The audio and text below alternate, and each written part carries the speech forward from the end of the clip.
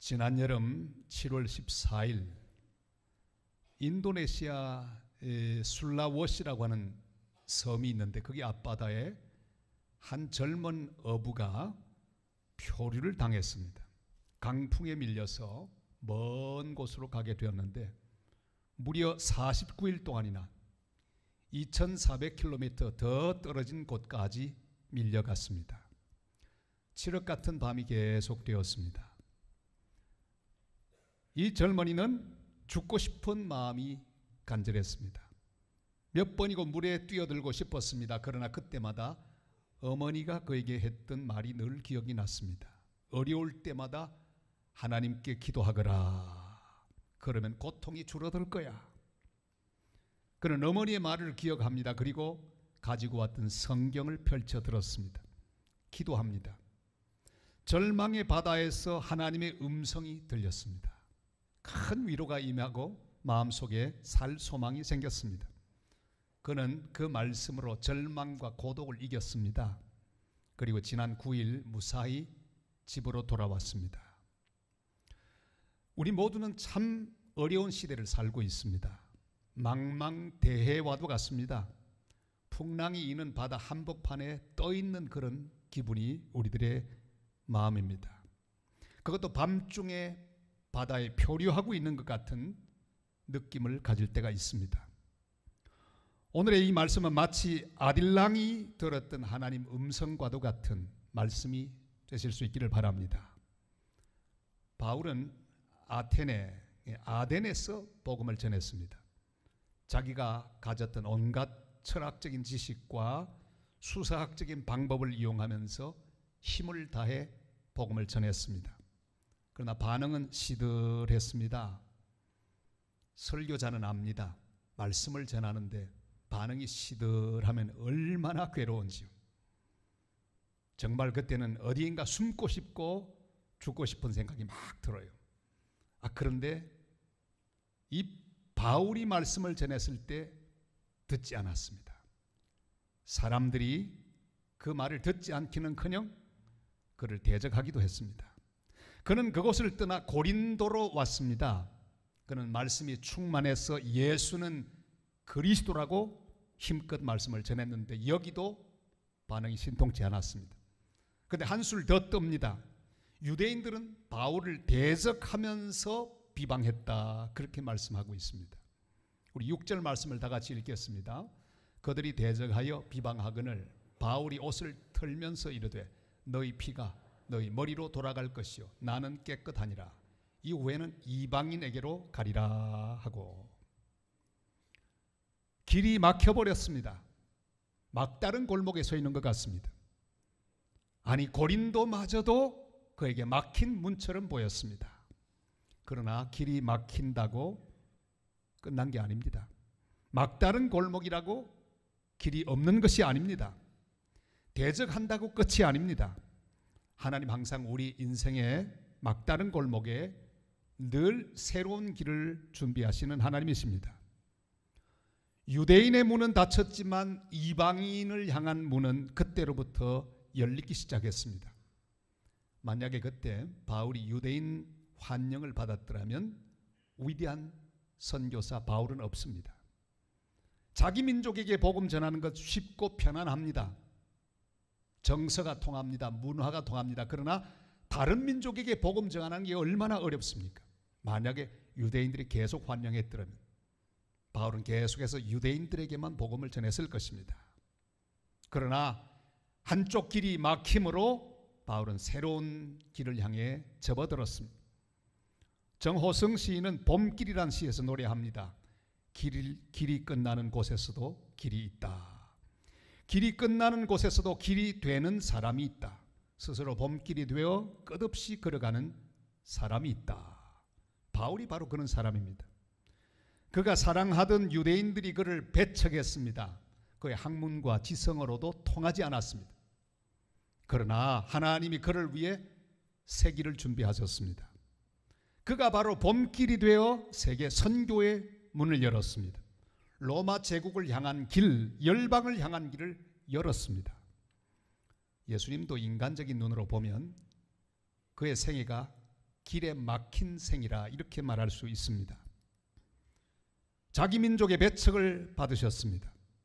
그의 모든 길은 갈보리 언덕에서 막힌 것처럼 보였습니다. 막다른 골목처럼 보였습니다. 십자가 처형을 받으셨기 때문입니다. 그러나 그 길은 모든 죄인의 죄를 대속하는 속죄의 길이었습니다. 길이 끝나는 그 갈보리 언덕에서 하늘 가는 새 길이 열렸습니다. 세계 선교를 향한 세계 구원의 길이 열렸습니다.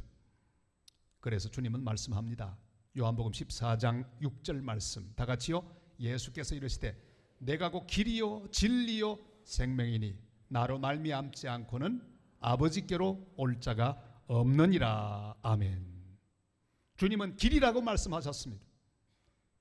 막힌 그 갈보리 언덕에서 주님은 새로운 길로 그 자신을 십자가에서 제물로 하나님 앞에 드리셨습니다.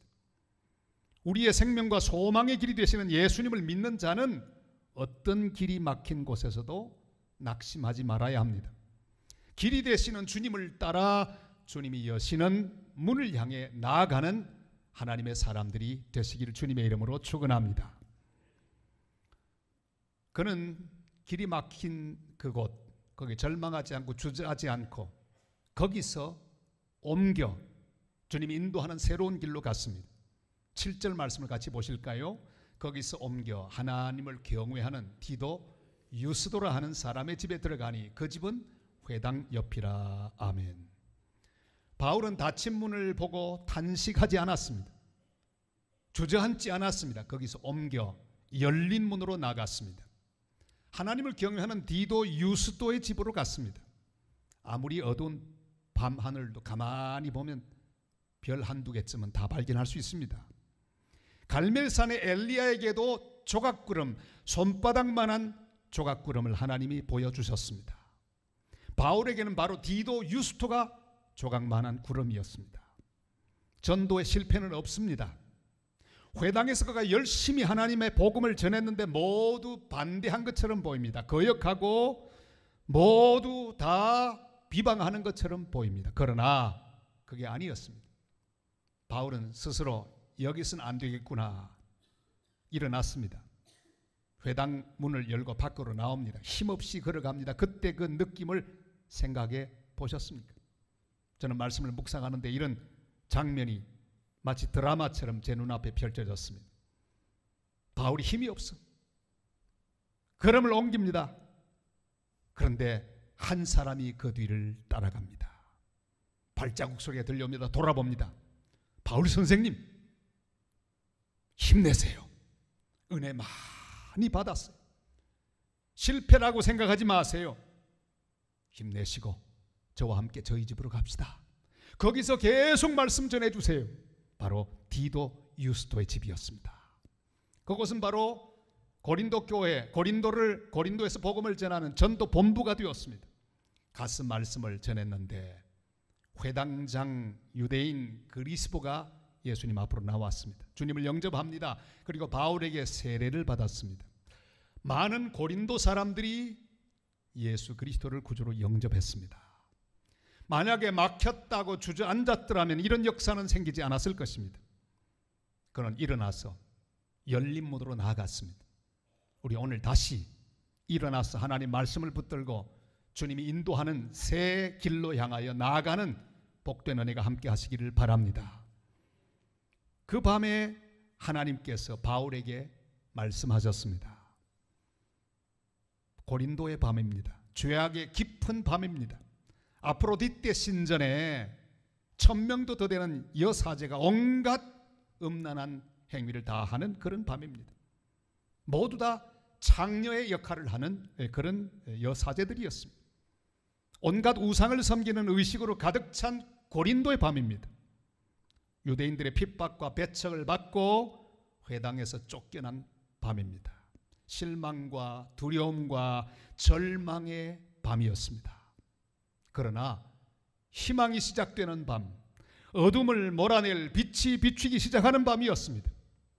무엇보다 그 밤이 놀라운 것은 하나님께서 말씀하시는 밤이기 때문입니다. 9절 10절에서 이렇게 말씀합니다. 다 같이요. 밤에 주께서 환상 가운데 바울에게 말씀하시되 두려워하지 말며 침묵하지 말고 말하라. 내가 너와 함께 있으며 어떤 사람도 너를 대적하여 해롭게 할 자가 없을 것이니 이는 이 성중에 내 백성이 많음이라 하시더라. 아멘. 우리는 어떤 종류의 밤에 있든지 주님의 음성을 들어야 합니다. 주님의 음성을 들을 수 있다면 아무리 어두워도 어두운 밤이 아닙니다. 아무리 절망적인 밤이라도 절망의 밤이 아닙니다. 주님의 음성을 들으면 모든 종류의 밤은 희망의 밤으로 변합니다. 슬픔의 밤이 기쁨의 밤으로 변합니다. 고독의 밤이 동행의 밤으로 바뀝니다. 주님의 음성이 무엇입니까? 오늘 우리 모두가 각자에게 주시는 주님의 음성, 밤에 들려왔던 그 음성을 다시 듣는 시간이 되실 수 있기를 바랍니다. 이 음성 여기 쭉 기록되어 있는데 두 가지로 요약할 수 있습니다. 먼저는 두려워하지 말라 하는 말씀입니다. 우리의 가장 큰 문제는 무엇입니까? 두려움입니다. 바울도 두려워하고 있었을 것입니다. 요나도 두려워했습니다. 풍랑을 두려워했습니다. 다니엘도 두려워했습니다. 사자를 두려워했습니다. 간신들을 두려워했습니다. 여호수아도 두려워하고 아브라함도 두려워했습니다. 이 많은 모든 하나님 말씀, 그들을 향한 말씀은 두려워하지 말라 이런 말씀이었습니다. 자식 없는 아브라함에게, 미래를 두려워하는 아브라함에게 주님 말씀하셨습니다. 창세기 15장 1절 말씀 다 같이요. 이후에 여호와의 말씀이 환상 중에 아브라함에게 임하여 이르시되 아브라함아 두려워하지 말라. 나는 네 방패요 너의 지극히 큰 상급이니라. 아멘. 하나님 앞에서 미래를 두려워하는 아브라함에게 주님 그걸 아시고 두려워하지 말라고 말씀하셨습니다.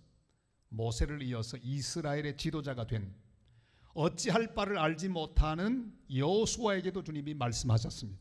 여호수아 1장 9절 말씀 다 같이 읽습니다. 네가 네게 명령한 것이 아니냐. 강하고 담대하라. 두려워하지 말면 놀라지 말라. 내가 어디로 가든지 내 하나님 여호와가 너와 함께 하느니라 하시니라. 아멘. 두려웠습니다. 어떻게 할 바를 알지 못합니다. 그러나 주님이 말씀합니다. 두려워하지 말라. 이스라엘 백성에게도 말씀합니다. 이사야 41장 10절 말씀 다 같이요. 두려워하지 말라. 내가 너와 함께 함이라. 놀라지 말라. 나는 내 하나님이 됨이라. 내가 너를 굳세게 하리라. 참으로 너를 도와주리라. 참으로 나의 의로운 오른손으로 너를 붙들리라. 아멘. 어떤 종류의 밤에 있을지라도 절대로 두려워하지 말아야 될 이유가 있습니다. 그것이 무엇입니까? 내가 너와 함께 있음에. 하나님이 함께 계시기 때문에 두려워해서는 안 된다고 말씀합니다. 왜 그렇습니까? 만약에 우리가 두려워하면 우리가 섬기는, 우리와 동행하는 그 하나님을 아무것도 아닌 존재로 만들기 때문입니다. 내가 두려워하면 내가 믿는 하나님, 내 옆에 계신 하나님이 아무것도 아닌 존재로 변합니다. 우리가 하나님을 믿는다면 그 믿음은 두려워하지 않는 것으로 나타나야 합니다. 아무것도 두려워하지 마시기를 바랍니다. 요즘도 가끔 TV를 통해 나타나는 종이접기 아저씨 김영만 씨가 있습니다. 얼마나 애 같아요. 천진난만하고 저분은 걱정근심 하나도 없는 사람처럼 보이죠. 평생을 저 종이로 먹고 산 사람입니다. 다른 건 안 하고 종이접기 그걸로 유명해요. 근데 저분에게도 어두운 과거가 있었습니다. 그냥 사업이 폭 망해서 그는 일본에서 자기 친구 집에서 숨어 있을 수밖에 없는 그런 지경에 이르렀습니다. 죽고 싶었습니다. 매일매일 하루하루를 사는 것이 지옥이었습니다. 친구가 부탁합니다. 오늘 내가 바빠서 그러니 우리 아이 유치원에 좀 데려다 주게. 그럼 그건 내가 하겠다. 아이의 손을 잡고 유치원에 가서 아이를 선생님에게 인계했습니다.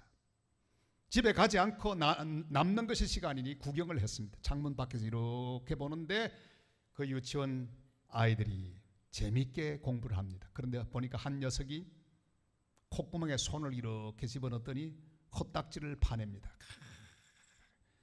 그리고 그걸 탁 튕깁니다. 또 코딱지를 해서 또 파내고요. 그걸 딱 보는데 이 김영만 씨 마음속에 그게 큰 힘이 되었습니다. 그래, 내가 죽고 싶은 마음 처량한 마음, 절망적인 이 마음, 저 아이 코딱지 파내듯이 그냥 확 파내버리자. 집어 던져버리자.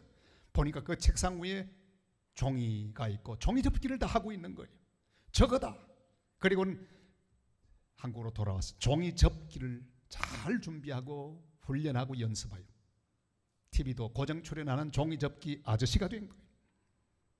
여러분, 한 아이가 파내는 코딱지 하나만 보고도 힘을 얻는 사람이 있다면 우리는 위대하신 하나님의 말씀, 살아있고 능력 있는 하나님 말씀을 가진 사람, 그 하나님의 보장을 받은 사람으로 이 땅에 사는데 우리가 절망하고 포기하고 주저앉는다면 우리는 아무것도 아닙니다.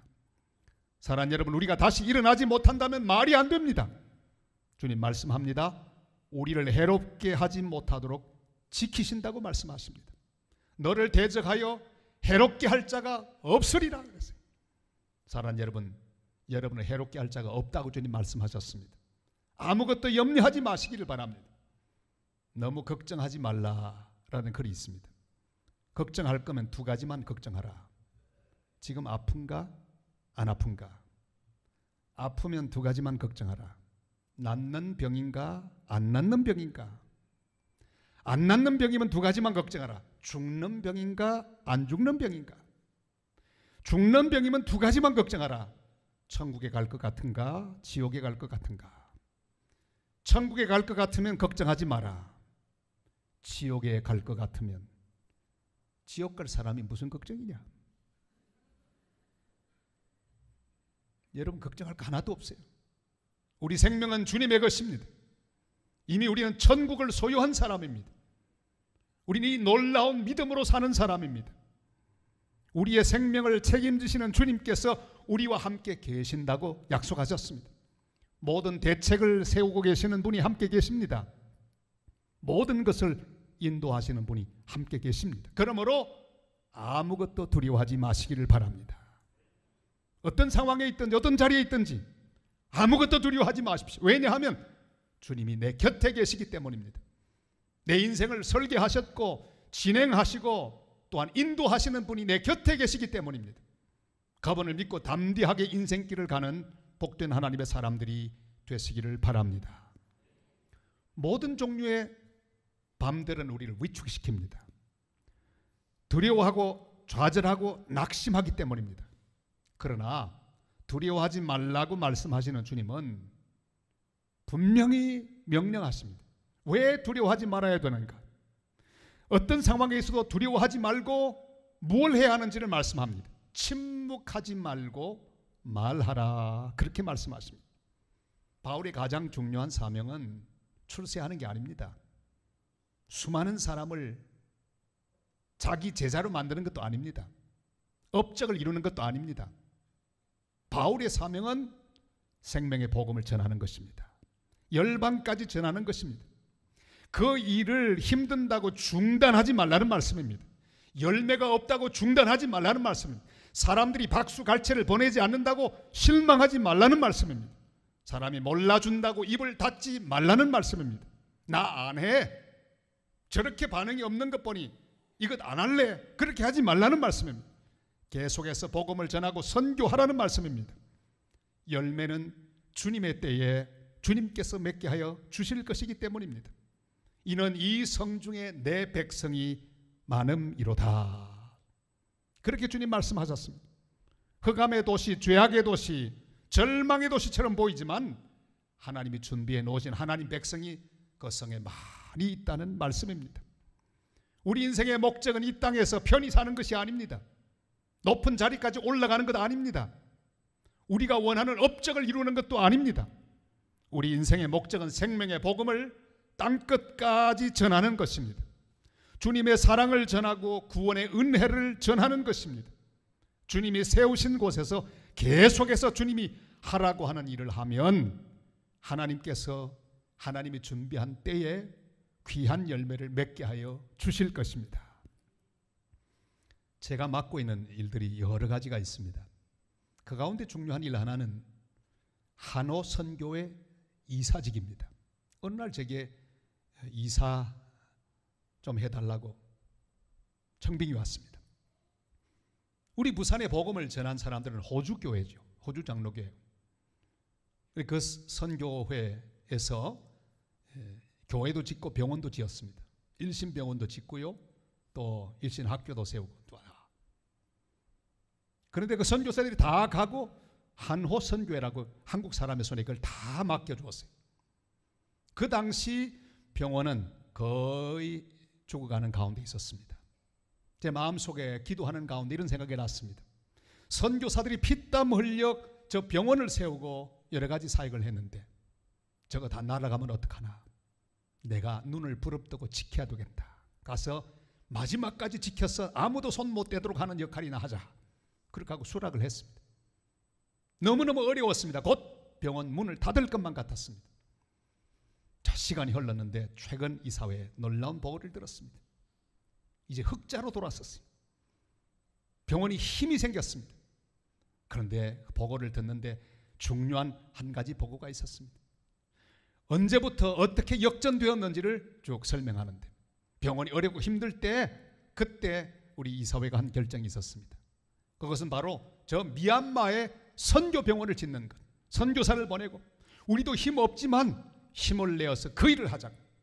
그리고 병원을 세웠습니다. 선교사를 보냈습니다. 그때로부터 시작하여 역전이 일어났습니다. 호전되기 시작했습니다. 지금은 병원이 여기저기 잘 되는 가운데 확장되고 있습니다. 화명에도 새로이 정관에도 일신병원이 생겼습니다. 병원마다 환자로 가득 차고 다시금 활기찬 병원으로 성장하고 흑자를 내는 병원으로 지금도 귀한 하나님의 일들을 잘 감당하고 있습니다. 저는 그 보고를 받으며 하나님께 감사했습니다. 그렇구나 중단하지 말아야 되겠구나. 아무리 힘들어도 먼저 그 나라와 그 일을 구하면 하나님의 때에 하나님의 열매는 반드시 맺어지는구나 하는 생각을 하며 하나님께 영광을 돌렸습니다. 침묵하면 안 됩니다. 중단하면 안 됩니다. 아무리 밤에 있어도 말씀을 전파해야 합니다. 내 인생이 아무리 깜깜한 밤에 있을지라도 밤에 들려오는 음성을 들어야 합니다. 침묵하지 말고 말하라. 복음을 전하라. 땅끝까지 선교하라는 말씀을 들어야 합니다. 디모데후서 4장 2절이 이렇게 말씀하지요. 다 같이요. 너는 말씀을 전파하라. 때를 얻든지 못 얻든지 항상 힘쓰라. 범사에 오래 참음과 가르침으로 경책하며 경계하며 권하라. 아멘. 사랑하는 성도 여러분, 직장에서도 계속해서 입으로 삶으로 복음을 증거하시기를 바랍니다. 지금은 점점 세상이 이상해졌어.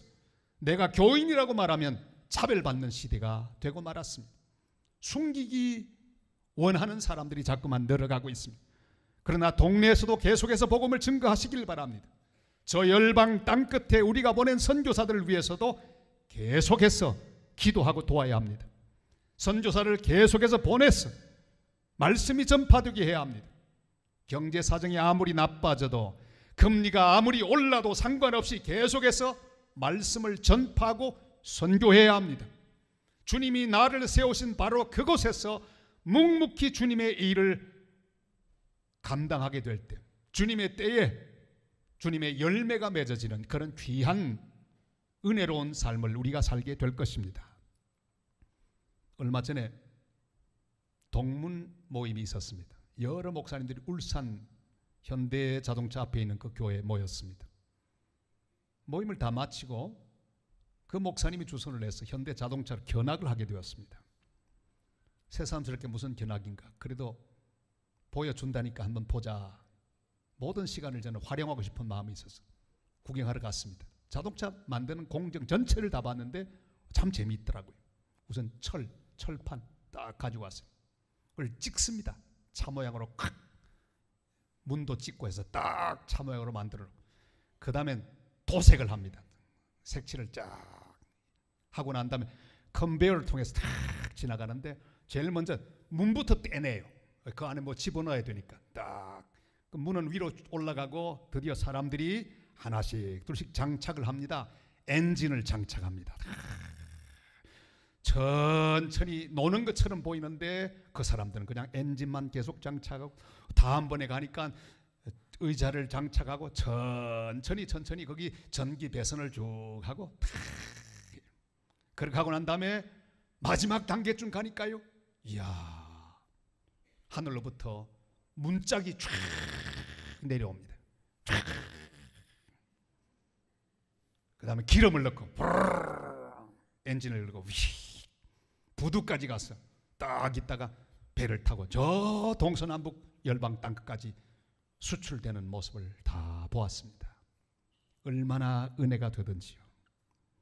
사랑하는 여러분, 하나님은 하나님 나라를 위한 설계도를 이미 다 완성해 놓고 계십니다.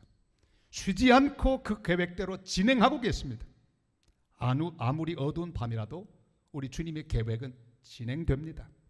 한 단계가 끝나면 다시 새로운 단계가 시작될 것입니다. 우리는 뭘 해야 합니까? 하나님이 지금 나에게 맡긴 그 일 열심히 하면 되는 거예요. 내가 할 수 있는 데까지만 열심으로 감당하면 다음에는 하나님께서 완성하여 주실 것입니다. 우리 일이 무엇입니까? 어떤 형편에 있든지 두려워하지 않고 주님 맡기는 그 일을 끝까지 감당하는 것입니다. 우리는 전파할 책임을 맡았습니다. 전도할 책임을 맡았습니다. 선교할 책임을 맡았습니다. 교회를 세울 책임을 맡았습니다. 아직도 우리가 세울 교회가 온 열방에 너무 많이 있습니다. 아직도 우리가 인도할 영혼이 이 부산에 많이 있습니다. 아직도 우리가 보내야 할 선교사가 많이 있습니다. 아직도 내가 감당해야 할 사역들이 너무나 많이 있습니다. 침묵하지 말고, 중단하지 말고, 낙심하지 말고 계속해서 섬기고 사랑하고 봉사하고 전하고 보내고 세우는 일을 잘 감당하는 하나님의 백성들과 하나님의 교회가 되시기를 주님의 이름으로 축원합니다.